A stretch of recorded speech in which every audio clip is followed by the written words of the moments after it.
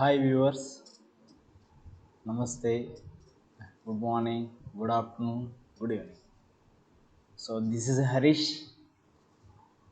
So last 3 months I'm attending the so many ETL testing interviews. So here I'm sharing my experience on what are the most concepts they're concentrating. So if you are thorough on these concepts, you may crack the interview. So this video will help you to get a knowledge on or to crack the ETL testing engineer.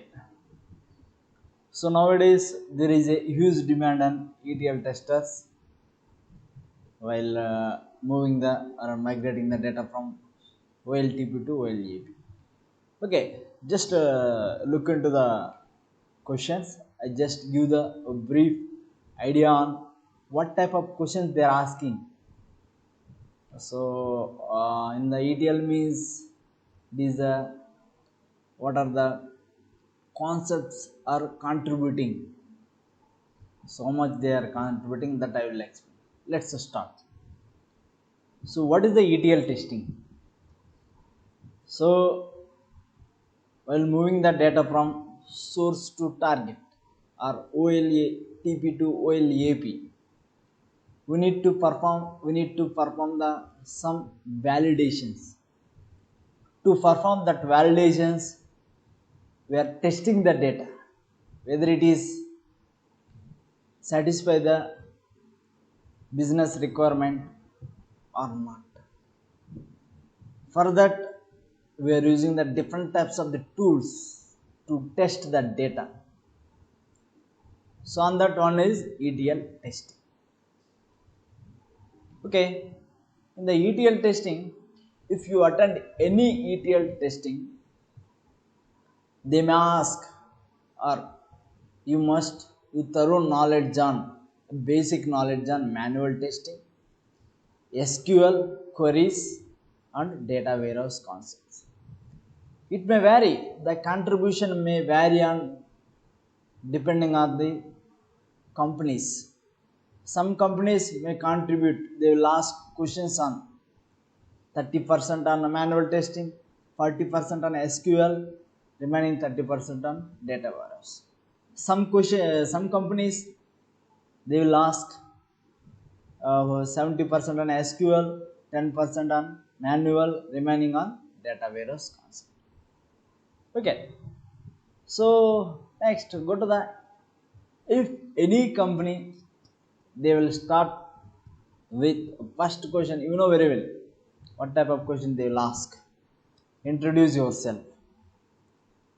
While introduction, you need to give how many experience you have in testing domain, and after that we need to give the where you are working, what is your present company. After that we need to how much you are expertise into the skills. That's all. If the interviewer asks explain about project, so you need to give a brief idea on your project. So most of the times we people, if they ask introduce yourself, we will explain from 1 to 10. Like if you introduction means you need to give introduce only, no need to enter into your project. Just give the introduction about yourself. After interviewer asking explain about your project, then only we need to give. Why means if the interviewer is interacting with the more with the candidate, there is a chances of getting the positive, or there is a you will get the good positive opinion on you. Why means whatever they are asking, that only we need to give. No, don't give the more and less. Okay, after introduction they will ask manual testing questions. Here testing, They will, for example, they will start with manual testing. What type of question they will ask? Mostly they ask mostly what are the different types of software development life cycles. You need to explain. They may ask difference between the waterfall and agile model. They may ask what is the development life cycle is following in your project. They may ask difference between the waterfall model and agile model. So you need just basic idea on this software development life cycles. Next, most of the companies they will ask what is the difference between the defect and bug.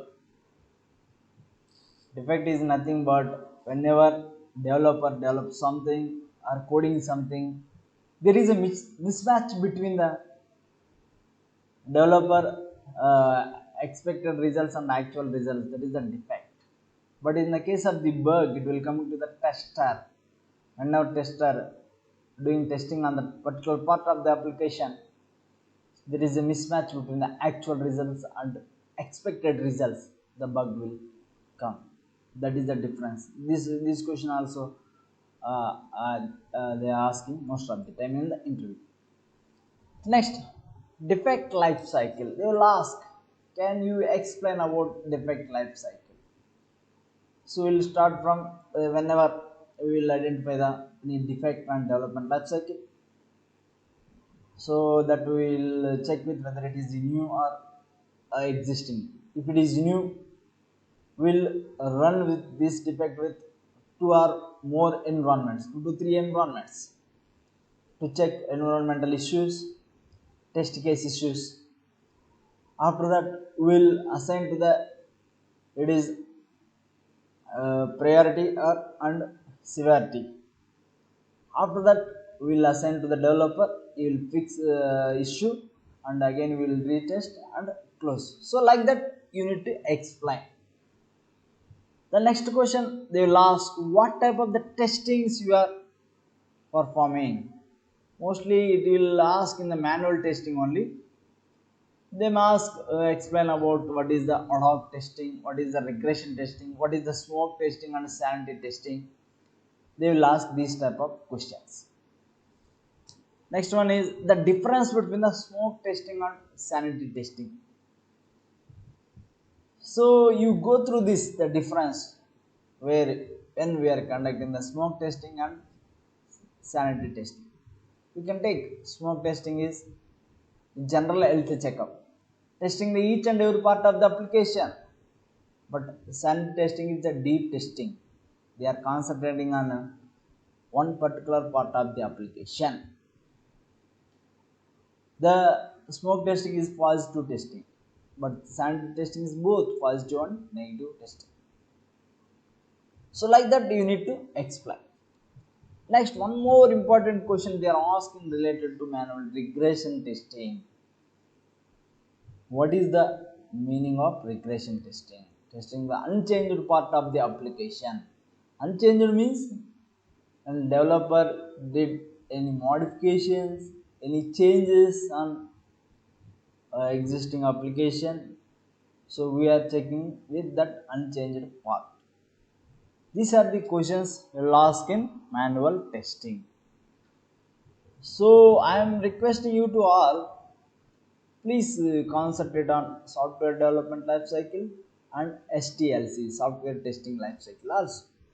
One more important question I ask, explain STLC in your project. This is also mostly they will ask, what is the STLC you are following? So you need to explain step by step how to get the mapping document, how to assign to the developer, how to test the developer. Once the development completed, you are deploying to build in QA. Like that you need to explain. Next, this is about manual testing questions. Next, go to the SQL. So if you want to validating the data, mostly most of the companies using the SQL server database. Okay, so mostly they will ask, the question is, what is the difference between the truncate and delete? We can say truncate is DDL command, delete is DML command. In the truncate, we can remove the data in a single shot. The structure is remain same. In the truncate, we cannot roll back the data, but in the case of the delete, we need to delete the data row wise. We can roll back the data in delete, and also in the delete we can use the where clause also, but in the truncate we are not using the where clause. This is the difference between the truncate and delete. And mostly they will ask, what are the SQL statements? You can explain like DDL, data definition language statements, DCL, data control language statements, DML, TCL. You explain what are the types that are in DCL, DML, DDL. After that, they will ask about the what are the types of the joins. They will ask what is the join. Try the data from two or more tables. What types of joins we are using. At the same time, they will ask, write a query to inner join or left join or right join. They may ask, what is the join you are using in your project mostly? Can you explain about that join also? They will ask. So according to that, you need to prepare one example for the each joins. Next, most of the interviews asking the question is how to identify the duplicates, how to delete the duplicates. In the data validation, we need to mostly QA engineers work on the identifying and deleting the duplicates.